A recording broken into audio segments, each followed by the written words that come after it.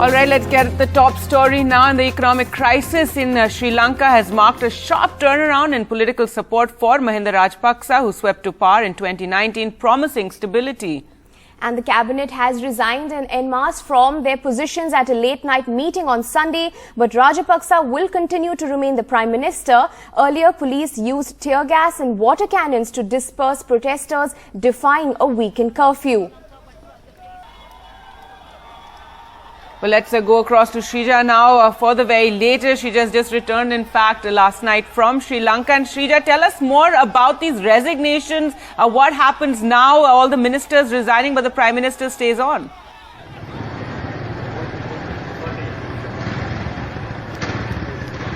Well, it is a very dicey situation as far as Sri Lanka goes, because remember, amidst the deepening economic crisis, it is then we see that nearly 26 of its ministers, cabinet ministers, have tendered their resignation, and this was also confirmed by Education Minister Mr. Dinesh Gunawardene. Now, he also went on to state that, saying one of the major reasons why especially the ministers had to, in fact, put in their paper, they had to tender their resignation was only because of the government's mishandling of its funds, and also unable to in terms of the foreign reserves. Remember, the foreign reserves in Sri Lanka is completely hit a rock bottom, and that is one of the major reasons what we understand of the government's mishandling, where finally the ministers, cabinet ministers, had to tender their resignation.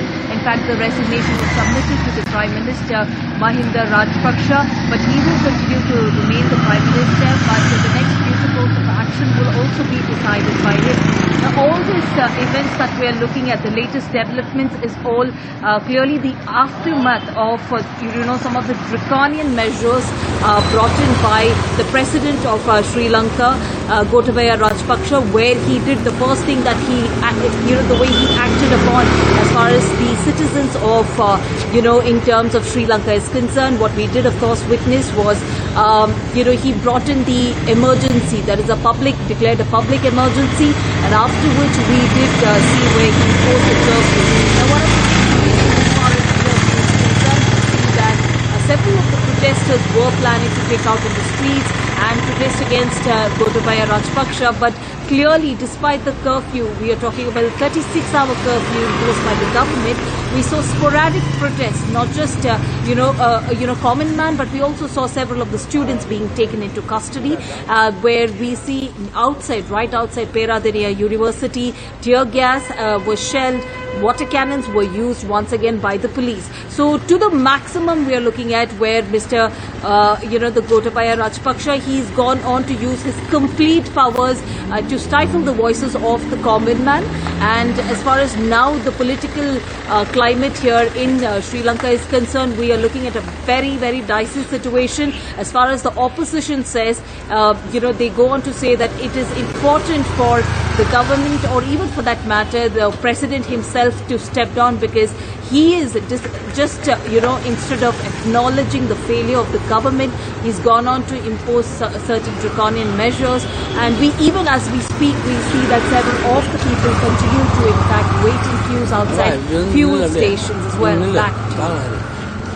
Well, thank you, Shrija, for that update. Now, let's in fact take a look at this story that has emerged overnight in detail. Hundreds of students in Kandy defied a weekend curfew imposed by the government to protest against Sri Lanka's worsening economic crisis. The Sri Lankan government even tried blocking access to all social media platforms to quell protests over the weekend. Here's a report.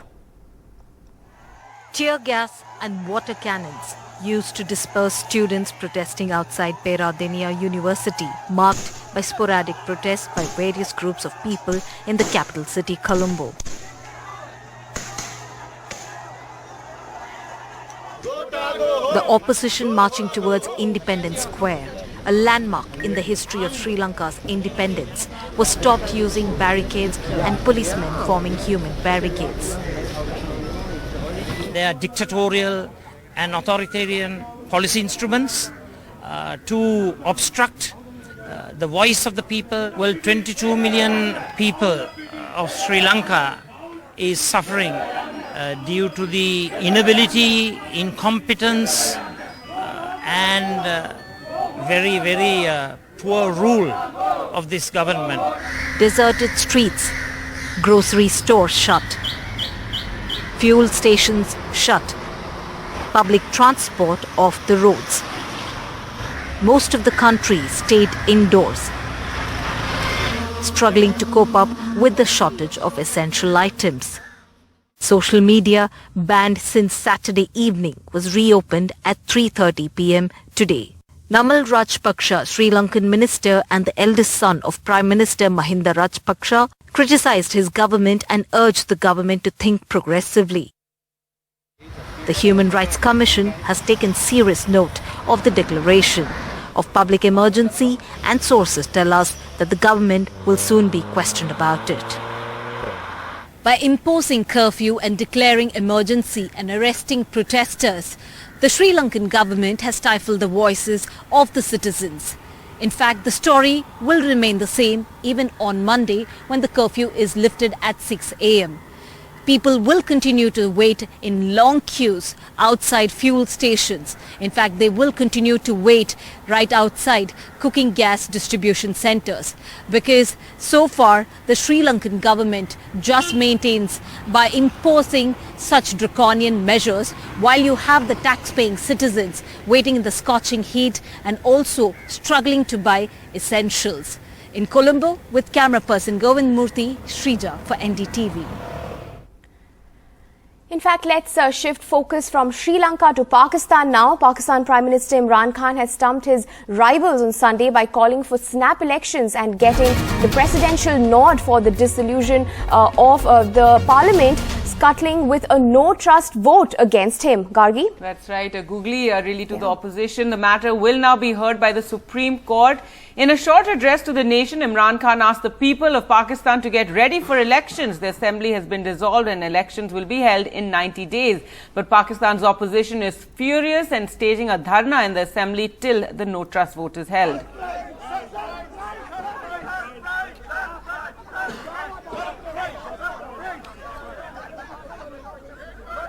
And in fact, meanwhile, Imran Khan has named the US Assistant Secretary of State for the South and Central Asian Affairs, Donald Lu, as the person instrumental in the no-confidence motion against his government.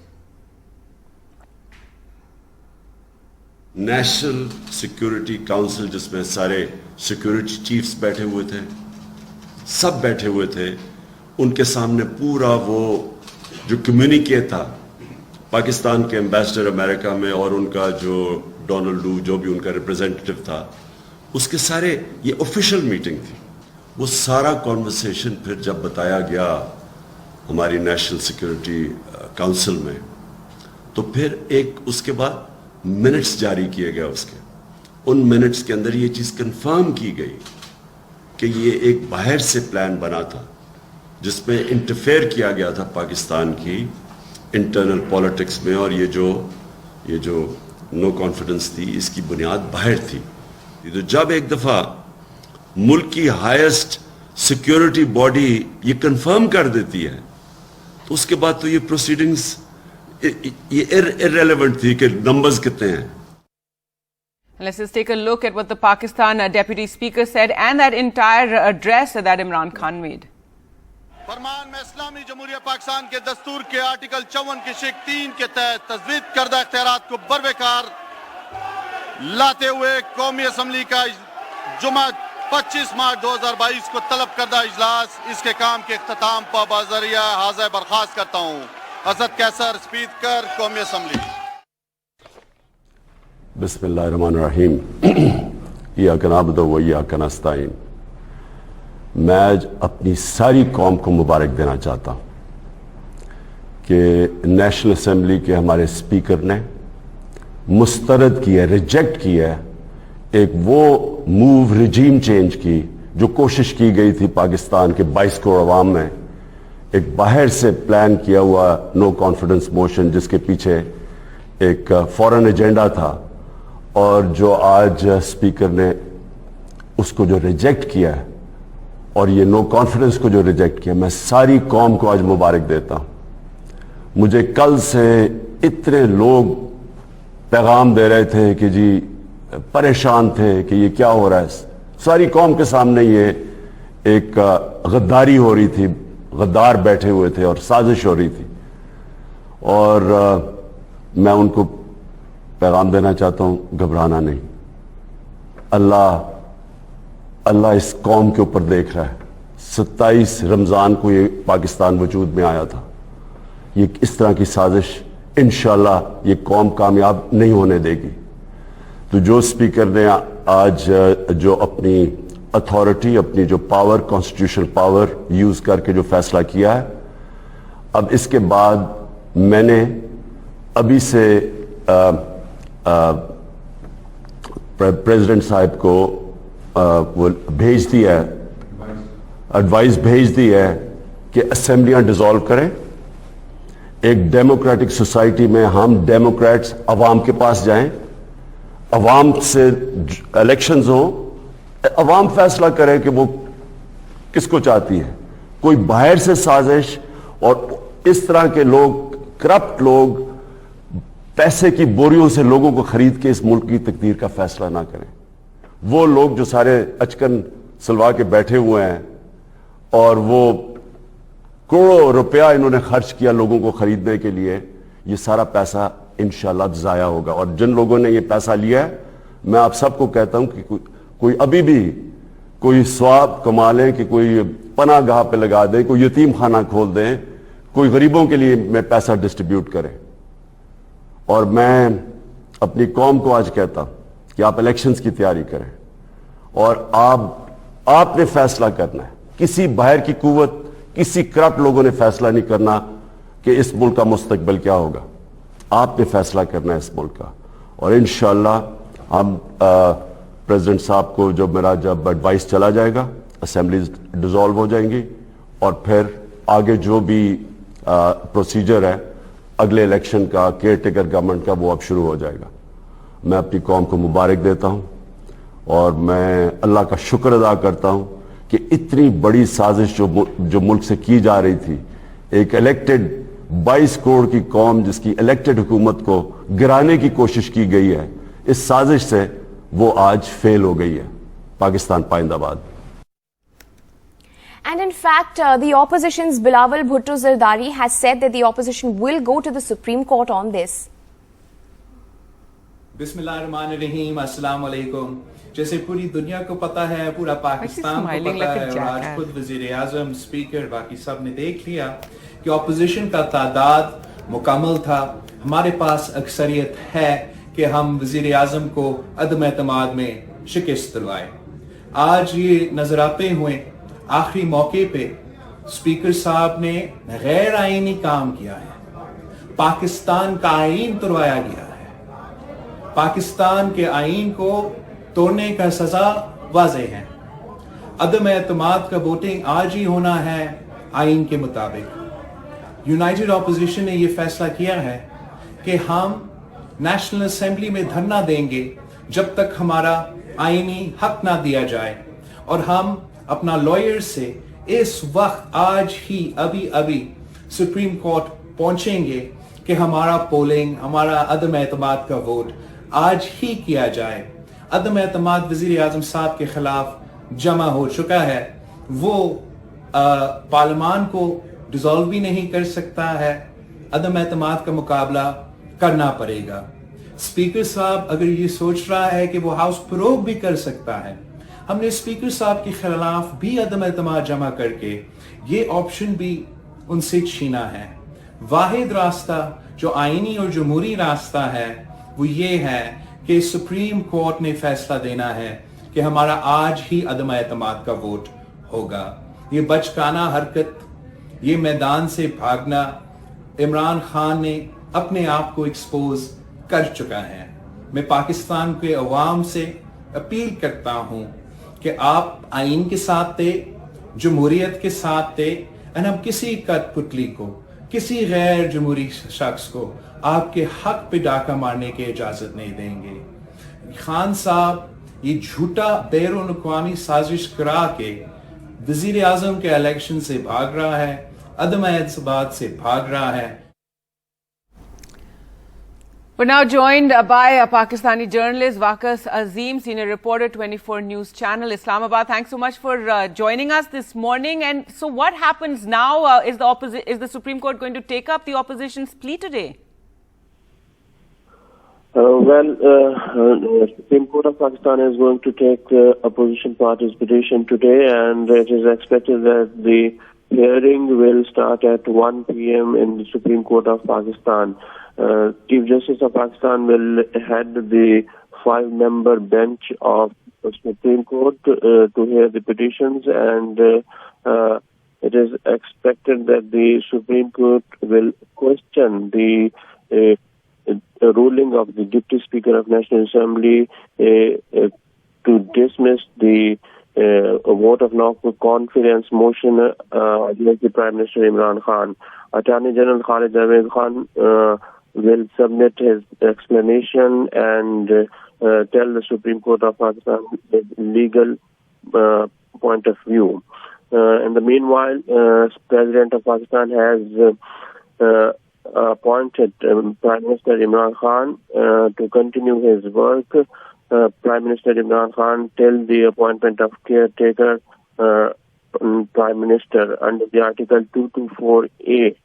And in the meanwhile, late night opposition parties have also met in Islamabad to chalk out their strategies, because their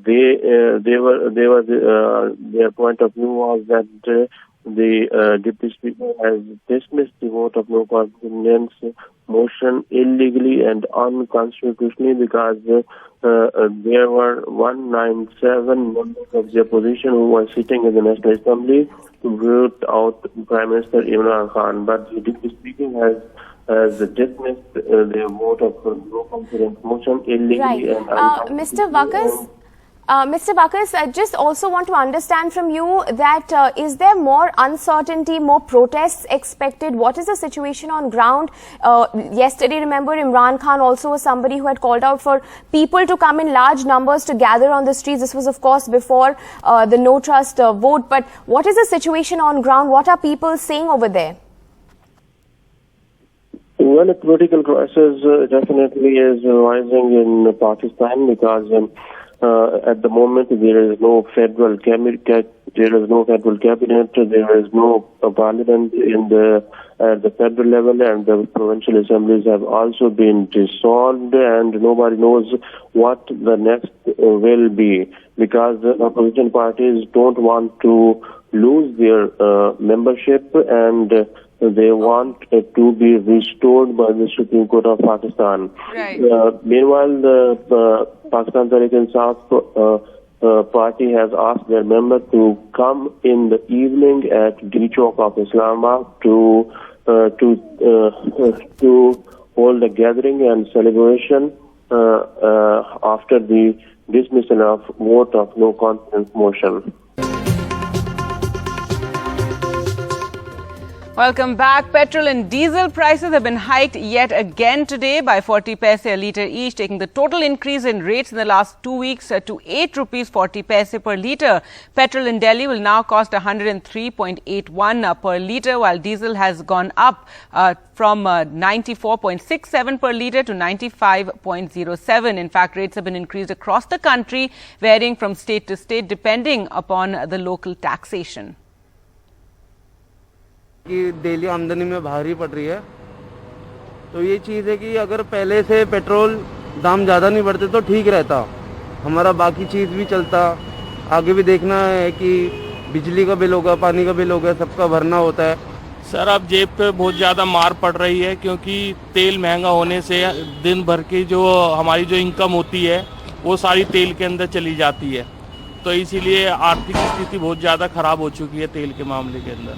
petrol के prices लगातार अभी 7-8 दिन से देखो लगातार constant बढ़ ही रहे हैं, और हम सबकी जेब पे फ़र्क पड़ रहा है। कहीं ना कहीं पेट्रोल के प्राइसेस लगातार इतना ज़्यादा हो गए हैं कि एक आम आदमी के बजट पे बहुत ज़्यादा फ़र्क पड़ रहा है। जो हमारे ऊपर ही भार पड़ेगा भाई, प्राइवेट नौकरी करने वालों पे, सरकारी वालों का हर साल डीए बढ़ जाता है भाई, इतने %, हमारी तनख्वाहें कम हो गई है। Well, let's go across to Akshay now for more. And Akshay, so more bad news for commuters, prices going up yet again. Well, exactly, Gargi. And in the past 14 days, the prices of petrol and diesel both have increased by 8 rupees 40 paisa here in the national capital. It's even higher in cities like Mumbai, where the price, according to the local taxation, has increased further. I'm here at a petrol pump where a lot of people have come to refuel their vehicles, and we'll try and speak to them and try to understand the impact on their personal life as far as this constant increase in the fuel price is concerned. Sir, 8 रुपए 40 पैसे तकरीबन petrol का दाम बढ़ गया है पिछले 14 दिनों में. किस तरह से असर पड़ रहा है आपकी पर्सनल लाइफ? इसके तो बहुत ही असर पड़ रहा है. ना तो थोड़ा जेब खर्चे चल रहा है, ना कुछ और हो रहा. तो समस्याएं आ रही होगी, मतलब बहुत समस्या आ रही है. कुछ भी 98 पॉइंट मिलता है 100 रुपये का. 1 लीटर भी नहीं आ रहा. 1 लीटर भी नहीं आ रहा 100 रुपये में. So will try and speak to more people as well. मैं पेट्रोल के ऊपर बात कर रहे हैं. वैसे पेट्रोल होने वाला है यहाँ पे, कुछ नहीं होने वाला है. काफी परेशान है लग रहा है. अरे बहुत परेशान है भैया, देख नहीं रहे 100 से ऊपर जा रहा है डीजल. क्या बोले हैं उसको, कुछ बोल नहीं सकते. बीच में कम किया था चुनाव, जब तक भैया जब तक चुनाव रहेंगे यही स्थिति रहेंगे. चुनाव हो गया बस, तेल के रेट ऐसे बढ़ते रहेंगे वो. People are clearly agitated here as far as the fuel prices are concerned. We'll try and speak to the car owners as well and try to understand the impact on their lives. Excuse me, hi sir, we are talking about the petrol prices here. The prices have constantly been increased in the past 14 days. Now the prices have increased by 8 rupees 40 paisa in the past 14 days. How is it impacting your life? Yeah, definitely as a common person, it's a very big burden for us, and government should see into it. They should reduce the prices. They have been price ahead of the elections, but then after the elections, it happens every time. After elections, they increase the prices. This is a normal thing for them, for politicians. But they should do something about it. It's really a very big burden for us. It's a big burden for people, and everyone, at least as far as this one point is concerned, is very clear on this, that this happens every time. Whenever there are elections, the fuel prices go down marginally, and as soon as the elections are over, it is increased again. So the public is clearly asking the government to provide some sort of respite, because not only the fuel prices, but after the COVID pandemic, already people are suffering financially, and with the constant increase in the fuel prices, it is only adding to their woes. Gargi? Right, absolutely. Thanks so much, Akshay, for joining us and getting us some of those reactions. News now from Andhra Pradesh, and Andhra Pradesh is all set to have a new administrative map with notifications being issued under the District Reorganization Act for doubling the number of districts to 26 now. Chief Minister Jagan Mohan Reddy will be virtually launching the new districts. Let's go across to Uma for more. And Uma, that launch will be taking place about now, according to some auspicious Mahurat. But tell us more about, the reasons for dividing and having these new districts for better governance. Jagan Mohan Reddy talks about decentralization, and he says that the village secretariats, the ward secretariats that he had established as soon as he came to power in May 2019, that is the first step, and now there is reorganization of the districts is the second step. He has virtually doubled the number of districts, which becomes 26 now. I must point out that the number of parliament constituencies in Andhra Pradesh is 25, and right now the rationalization, as they have put it, is that each of these districts will be co-terminus with the parliamentary constituency, except for Araku parliamentary constituency, which has been divided into two, because of which the number has become 26. Otherwise, each of these districts will be co-terminus with one parliamentary constituency, 18 to 22 lakh, and 6 or 7 or 8 assembly constituencies. What is interesting, Gargi, is that soon after this, we are expecting that on the 7th of April, the cabinet will be meeting, and when Jagan Mohan Reddy will talk about his plan and strategy for 2024, when the elections will take place in the state of Andhra Pradesh. And midway through his government, Jagan Mohan Reddy had said that there would be an altogether new team and everybody would get an opportunity. And on April 7th, he is expected to put forth that plan in front of his cabinet and tell them who is going to stay and who is not going to stay. What will be interesting is that many people, what we are told is that hardly about 10% may retain their ministership, and the rest of them will have to go, and a new team will be put in place. The idea is that each of these districts, one MLA will be selected to represent them in the cabinet, which means one minister from each of these 26 districts is what the plan is. The second important part is that Jagan Mohan Reddy is expected to then meet the governor after the 7th cabinet meeting. He will be meeting the governor, and we are expecting that on the the 11th of April, a new cabinet will come in place after this kind of a reshuffle that is expected. In fact, this was supposed to happen in December 2021, which was the halfway mark for the government period, tenure, but they had postponed it because of the COVID pandemic and other reasons. But right now, Jagan Mohan Reddy certainly looking at 2024 elections, and the rejig of the districts, while he's talking about decentralized planning and so on, is also obviously having political kind of purposes to rationalize the kind of strategies that he has towards winning the 2024 elections. Back to you. All right, and that function currently underway with the Chief Minister announcing these new districts. Thanks so much, Uma, for joining us with all those details. The Haridwar hate monger Yati Narasimhanand, out on bail more than a month ago, has delivered another hate speech, this time in national capital Delhi. The provocative speech where he reiterated the call for use of weapons against Muslims was delivered at a religious function in Burari, northeast Delhi on Sunday. 3 FIRs have been lodged in connection with the event, but no arrests have been made. Arrested in January for organizing an event in Haridwar that featured calls for genocide of Muslims, Narasimhanand was released on bail on the 18th of February. News now from Jammu and Kashmir, and 5 houseboats were gutted in a devastating fire in the Nagin Lake in Srinagar. The cause of this fire is still being ascertained. Fire tenders rushed to the spot to control the fire, but all 5 houseboats were completely destroyed in this midnight fire. The good news is there are no reports of any injuries. Earlier we spoke to Nazir for more details. Really a devastating fire in the middle of a lake, and lake was literally on fire during the night. 5 houseboats have been completely destroyed before fire tenders were reached because they are all made of wood and with lot of exquisite artwork in these houseboats. Lot of hard work, years of hard work by these houseboat owners, and finally they were destroyed in a blazing in the midnight. Cause of the fire is not known yet, but it is suspected that there can be a short circuit that may have caused this fire. Officials are investigating. Fire officials are saying they reached there to prevent the fire from spreading to other houseboats. This is the second incident since January. In January, 2 houseboats were destroyed in a fire incident in Dal Lake, and again in the lake, in Nagin Lake, adjacent Nagin Lake, 5 houseboats were destroyed this night.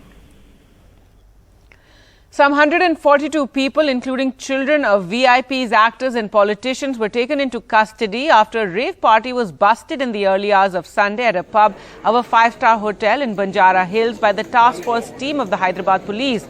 Banned substances like cocaine and weed were found on them, according to the reports. These included the progeny of several prominent VIPs, including a top actor, a top politician and top bureaucrat. Hyderabad Police Commissioner C.V. Anand has placed Banjara Hills SHO Shiva Chandra under suspension for negligence in narcotics control.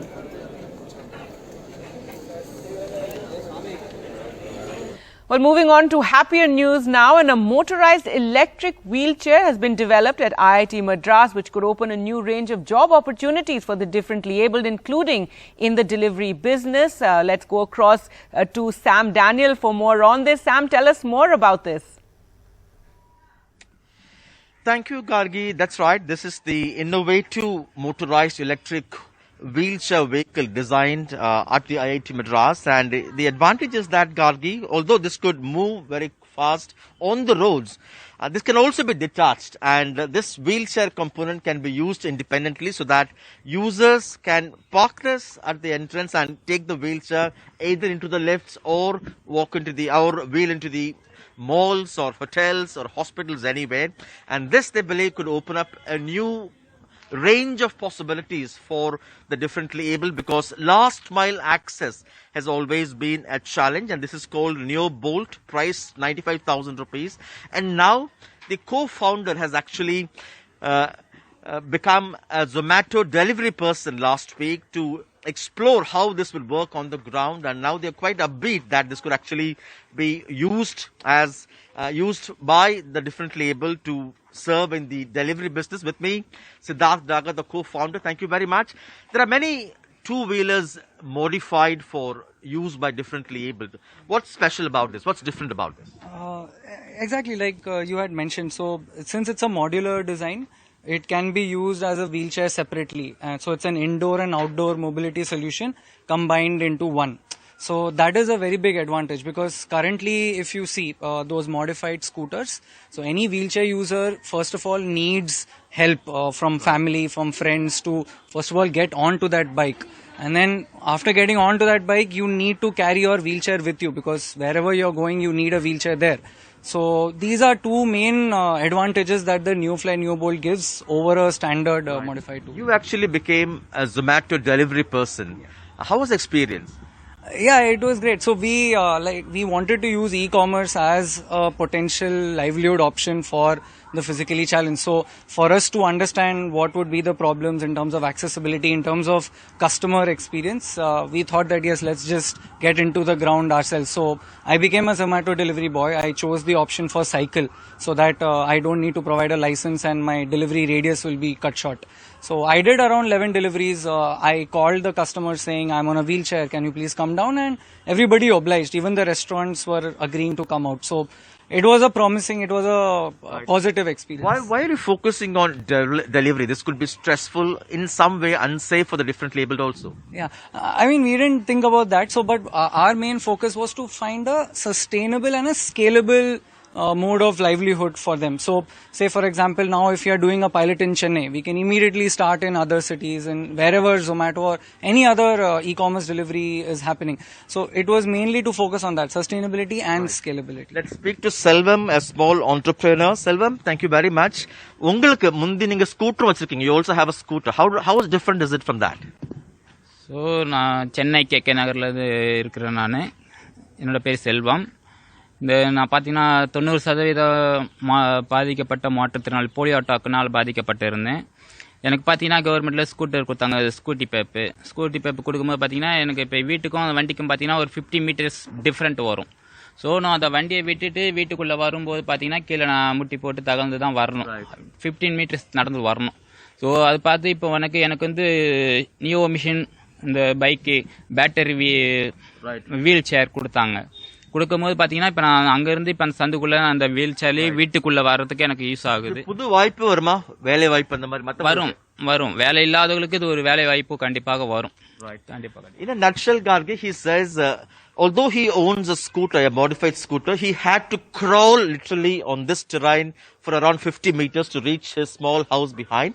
Now he's able to come up to his entrance using this vehicle, and he hopes, like him, this would open up many new livelihood opportunities for many others, particularly the differently abled people. And the promoters are targeting at least 1,000 such successful positive stories this year. And they say they have a possibility to scale this up to sell at least 4,000 such units for differently abled who are looking for job opportunities or livelihood opportunities and who have been stuck at home because of the last mile connectivity or access issue. Gargi. All right, that's wonderful, Sam, and these are, inventions that we can really use. Thanks so much for joining us with that.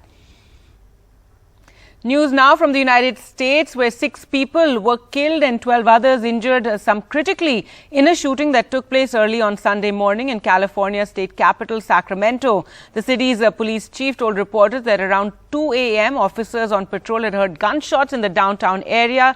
The police department said in a press release that despite measures by responding officers, 6 victims were pronounced deceased at the scene. 12 victims are being treated at the area hospitals, the department said in a tweet. News from China now, where COVID fears are increasing. China added more than 13,000 new COVID infections, with the state media reporting a case infected with a new subtype of the Omicron variant. The new iteration of the virus, isolated from the mild COVID patient in the city less than 70 kilometers from Shanghai, involves the BA.1.1 branch of the Omicron variant, Global Times reported, citing sequencing data from local health authorities. The report said the subtype doesn't match other coronavirus that's causing COVID in China or those submitted to GISAID, where scientists around the world share the coronavirus they sequence as a way to monitor mutations. Welcome back. It's music's big night. The Grammys took place in Las Vegas, a physical on-ground event at the packed-to-capacity MGM Grand Garden Arena. You had BTS, Olivia Rodrigo, Lady Gaga and Billie Eilish performing. Also a message from Ukraine's President Zelensky. Well, let's go across to Rohit Khilnani for all the highlights. So, Rohit, tell us about some of the big winners. The big winner, Gargi, was Olivia Rodrigo. As expected, this is a win that we all knew. Of course, she won the award for the Best New Artist, Song of the Year, and also there were some other winners as well. Pakistani singer Aroof Aftab, who lives in New York and has always been in New York for the past many years, she won her first Grammy. So there was an interesting diversity we saw across that. But in this entire diversity, of course, India was forgotten. We had India's A.R. Rahman attending the ceremony, but we also had India's Lata Mangeshkar completely forgotten from this function. Of course, the great thing that Grammy did that Oscar did not was to have Ukraine's President Zelensky. Let's listen to what he had to say. What I love